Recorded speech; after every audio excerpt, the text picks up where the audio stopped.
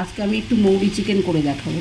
এই চিকেনটাকে আমি প্রায় 20 মিনিট মতন 2 কেজির ওপরে আছে, 2 কেজির ওপরে আমি 200 টক দই দিয়েছি।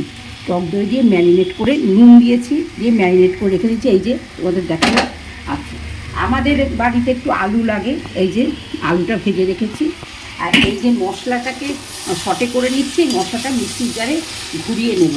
আর মৌরি, এই যে এই মৌরিটা শুকনো অবস্থায় গুঁড়ো করে রেখেছি, এটাও ঘুরিয়ে নেব।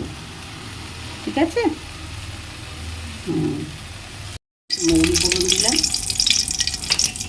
এবারে মশলাটা দেব। মশলা করে রেখেছি, যে ভেজে মশলা করে রেখেছি, মশলাটা দিচ্ছি। মৌরি টৌরি দিয়ে একটা মশলা করা আছে।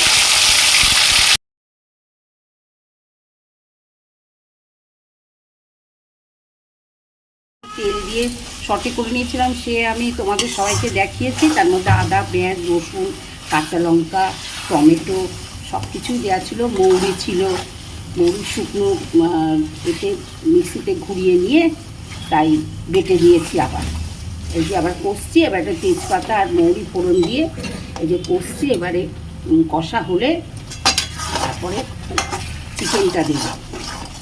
এবার আমি চিকেনটা দিয়ে দেবো। মৌরি চিকেন, এই গরমে মৌরি চিকেন করছি।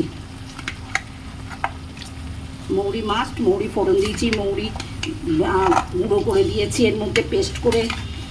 কাঁচা মৌরি তুমি ওর মধ্যে তোমরা ঘুরিয়ে নেবে, তারপরে বাটবে।